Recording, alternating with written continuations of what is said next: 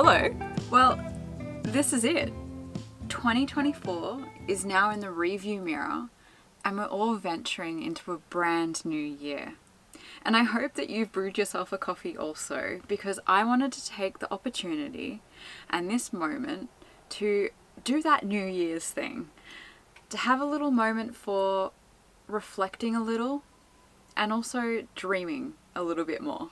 I mean, have you ever looked back on a year and thought to yourself, I didn't know that I was capable of that. I just can't believe that I started 2024 with this small seed that I needed a change this year. 2024 is the year that I decided to quit my job of 7 years, buy a van, fix her up, and start living on the road. I'm just so incredibly proud of both myself and for Rowan for taking this giant leap of faith and changing up our lives. When I made those life-changing decisions last year, I was scared. There were so many moments where I thought to myself, oh my God, is this the right call? Will I set myself back so far by taking a break from my career?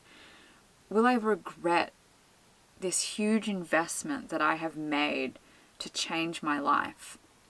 And I guess the answer is, well, absolutely not. Van life has brought me so much freedom and obviously a chance for exploration. We've had phenomenal adventures and I am so grateful that we are getting to see this very diverse country.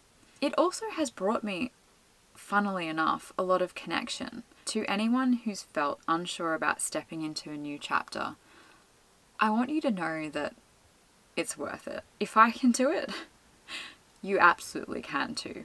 It's really a general message to say that you don't need to be afraid of change. I spent so many years of my life in a state of inaction because I was just worried about the what if. But those ifs, that you can deal with them and it will be okay. It really is about taking those small and actionable steps to get a little bit closer to where you might like to see yourself. But as important as looking forward and goal setting can be, I truly believe that it is important to reflect on the moment that you're in and where you find yourself now.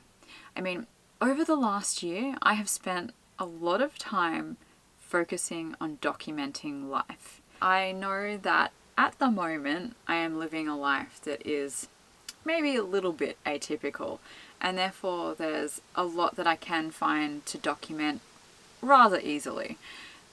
But I wish to encourage anybody to think about this practice because I truly believe that it's a wonderful way to really clearly derive meaning and fuel reflection. What this process really offers is a way to unpick the way that you are feeling about your experiences. But even more valuable than that is that it helps you to clearly see that you are way more capable than you believe, whether that be in van life or something else entirely. Don't get me wrong, there's been quite a few moments where I've thought to myself, oh, this YouTube vlogging thing is pretty silly. But I personally now have all of this proof that I am able to live through an uncomfortable situation, that I can hike 25 kilometers in a single day, that I can go to unknown places and have absolutely no idea where I'm going to be sleeping that night and still feel relaxed. I don't think it necessarily needs to be video, of course, but journaling is something I've never been very good at sticking at, so this is a format that absolutely resonates with me. Anyway, this is the new year and it's time to celebrate and it's time to reflect, and I'm just going to go and find Rowan, bring him in, and we'll have a little chat together. Rowan, come on, come and have a chat. Come and sit down. Happy New Year. Happy New Year. So I know that you don't necessarily fall into the camp of believing that New Year's Day is the moment that you need to wait for in order to reflect or make goals or make a change. But I do think there's a little bit of symbolism there. Refreshing and resetting the calendar is more than reason enough to make a big occasion out of it. Absolutely. So I wanted to ask you then, what was one of the biggest things that you were proud of from last year? Probably you. Me? I mean, you've gone through the biggest transformation in my life. Wow, Like, explain that. Well, we've obviously spent a lot more time together this year than last year than any other year. I've never been closer to you, and I've just seen like this huge undertaking. Like, you don't understand how much work she's put into kind of these videos, and seeing your like storytelling and your narrative like just develop over the year has been incredible. And you're really like putting yourself out there. I mean, like, we're both kind of usually quite like shy, quiet people, but you don't really see that at all on camera. And I think it's a testimony to how well like you've picked it up. And That's really, really kind of you to say. yeah, for me it's using public bathrooms a lot more. Yeah, I was going to say, I do want to hear a little bit more about you and your goals specifically. As I've already said before, like, I really wanted to work on storytelling and using this kind of video making as a platform for building my own confidence and sort of resolve for putting myself out there. But tell me more about what you personally has made you feel proud of yourself this year. Myself. I think I was very much in kind of like the rat race before this year. Yeah. Well, before last year, I keep saying this year. But just taking that chance and kind of knowing that we're pausing a bunch of things back, in Sydney and in our career and all of that. But kind of carving that time to kind of see what else is out there and taking a little bit of a chance and a little bit of a leap. It definitely, there are days where I'm just like, holy shit, I've not accomplished as much as I wanted to. Or when we started this trip, I had like a huge list of things that I wanted to do. And a lot of them have been kind of a lot slower or a lot harder to pick up than I imagined. Kind of like personal development, like creating, like working on like little, like getting back into like code programming, learning how to make things, especially like using AI and things like the new like tech that's out there. It just completely changed the game a little bit. So I'm mostly just proud of what we've kind of done together and that we're still surviving together. Yeah, I think that's very true. We've been living in, what would you say this is? 4 or 5 meters squared worth of space together for coming up 6 months. Yeah, close. And we haven't killed each other yet. Not yet. I am really impressed, quite honestly, with how well our relationship has held up in what is quite an unusual living environment and living situation. So I think that that's really cool. I'm really proud of how we have evolved together as a couple, and I think strengthened our relationship in many ways. We know how to support each other really well and push each other in the right way, and that's, such a valuable thing to have. So thank you for that. And I wanted to bounce off something else that you said. What was the second part to that answer?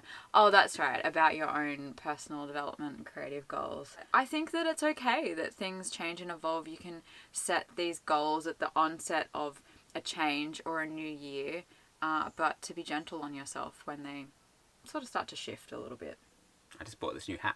Makes me feel like real creative and arty, The other thing that I wanted to ask you about, if you could please give me your top three locations that we visited last year. Oh, last year. Okay.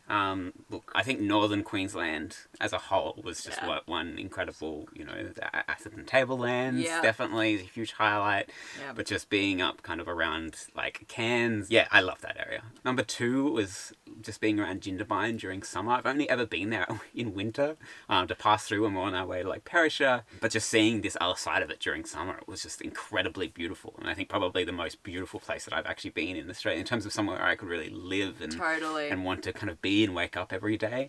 And just quietly, we summited one of the 7 peaks. We did, yeah.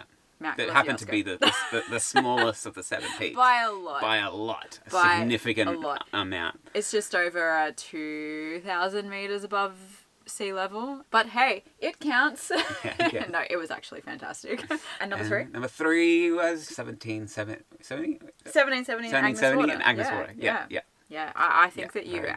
actually literally stole the answers out of my mouth. Yes, I nailed it. Yeah, and it's, I guess, that travelling together and sort of bouncing off each other's emotions when we visit a place helps to create that picture.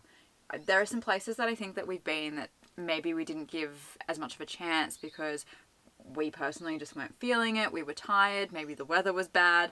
You know, in saying that, they are definitely my top 3 answers. But I would like to throw in a wild card. Right. And it's somewhere that we went to rather recently. And I felt good there. And that's Phillip Island. Oh, right, yeah. Okay, yeah. I really enjoyed Phillip Island. So you want to say Melbourne? Like you've been wanting to move to Melbourne for so long? Well, I love Melbourne, but I don't love Melbourne in the van. True. Why Phillip Island? I just felt very relaxed there. I just liked the vibe, and the beaches were beautiful. The headland was amazing. The whole landscape in that area really reminds me a lot of the east coast of Tasmania. Had that sort of really rough wilderness edge to it. No, it was really very welcoming in some sense for people living in a van. There was a definite community of people around there that were travelling, and so I think that was a really positive experience for me as somebody living in the van. Yeah, I loved Phillip Island as well. Yeah. And I do think a lot of that was just because it was so incredibly easy for this lifestyle. Like there are so many areas where they weren't kind of penalise you if you stealth camped or you were welcome, and you could see so many other people doing it with you as well. And that's definitely kind of affected probably our opinion of a lot of areas too, right? Just using Melbourne as an example. Obviously we love Melbourne, but trying to stay a night in the van there was incredibly stressful. Places like Noosa, we didn't even try to get in because... We tried to go to the beach and we couldn't even get a park, like anywhere close to... Circling for an hour. Yeah. I think that it's either a mix of beauty and also ease of lifestyle, and whether or not the residents in that area are sort of accepting of people that are more nomadic. Mm-hmm. That was just a little bit of a reflection. What about 2025? What are the vibes? How are you feeling? Give me your emotional response to now hitting that new number. Well, you know me. I think logically, feeling is usually at the bottom. So yeah, so dig deep. I think that January 1st definitely does bring up a certain feeling. Like it forces you to reflect, whether that's very consciously or a little bit subconsciously. I wake up the 1st of Jan and I feel the same as the 31st of December. Okay, there you go. I think if you're coming from a place of, it's obviously a strong sentiment that you have. So I am a emotional person, absolutely. I act with emotion a lot. Not necessarily a positive thing to do, but it's definitely a strong part of my personality. But yeah, I mean, I woke up with, funnily enough, a small sense of trepidation. I could feel now that we are, as you said, 5-6 months in, a sort of passing of time. But I was quick to remind myself that there is so much excitement and so much adventure that is in store for 2025. I think that no matter where you are or what you're doing, you really can evoke a little bit of joy and a little bit of excitement and adventure into your life. As we kind of look at the next year, I think kind of making sure that we are prioritising the right things, and that, because it doesn't matter what you're doing. If you're not making time for the things that you love, then you're going to miss out on them. I know that this is the classic question, and I've given you absolutely no time to think about this, but is there anything that you would like to see come out of 2025 for you? I don't usually have or stick to resolutions very much because I think that every day is a chance to do better and to cut out the bullshit from your life. That's great. That's a great answer. What about you? I'm going to put it all out there. And a few weeks ago, I did actually start therapy. It's been both painful and quite wonderful to already see the changes in my thinking patterns. For those of you who don't know, I struggle a lot with emetophobia, which is the fear of being sick. It's a funny one because you often are completely trapped by it. It surrounds you every moment, every day, because you're essentially scared of your own body. And it makes it very challenging when you're living on the road, because obviously hygiene and public toilets and public showers and exposure to other people and situations that you can't control make it quite challenging. What comes with this phobia is also that desire for control, and this notion that you then can't cope when something is outside of your control. And so I've been working really hard on that and changing my thinking patterns, and it's really helped in many different ways. Like, the focus has not necessarily been on the phobia itself, but on changing the way that I think about situations that I am in. And so nothing is necessarily happening to me. It's really the way that I react and I think about that is more important. And I know for many people that is quite obvious, but it's something that I'm really working on and I want to continue to work on this year. My other resolution is to hike the overland track. Gotta do that. And to do it with strength and gusto and excitement.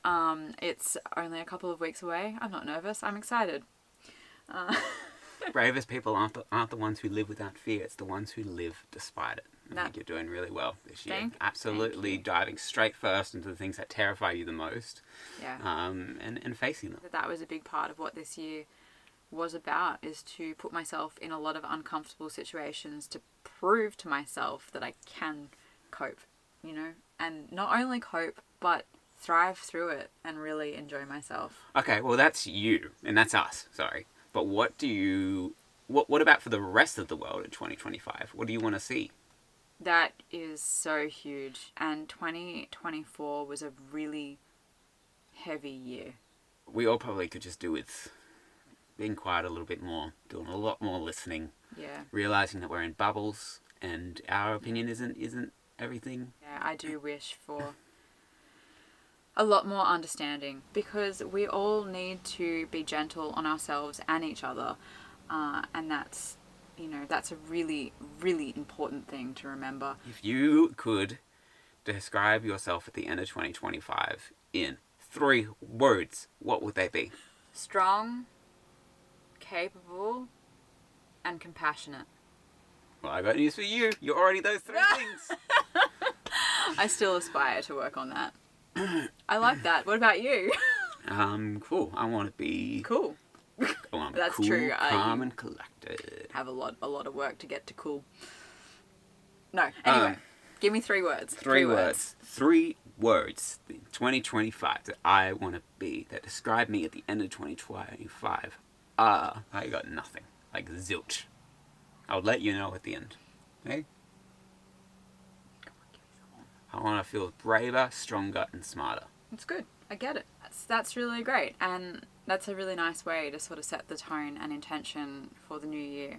And I'd love to know what each of you think and what 3 words describe yourselves at the end of 2025. Where do you want to be? So do let me know. Thank you for sitting down with me and having a little moment of both reflection and projection. I feel like you're talking me off. I feel like this is like an Oscar speech and you're the music playing. Thank you for inviting me into your little cute home for this talk show. I had no idea that I was going to be talking today. The guy who lives with the person that's constantly got their camera out this year didn't expect the camera to be out on New Year's Day. Alright. Catch you soon. Bye.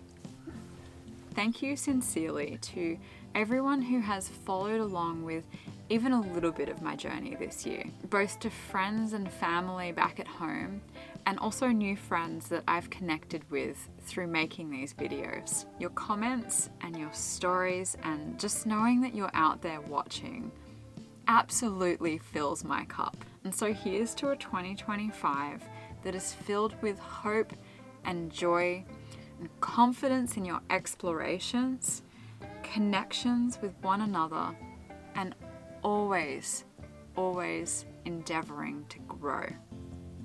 Happy New Year, everybody.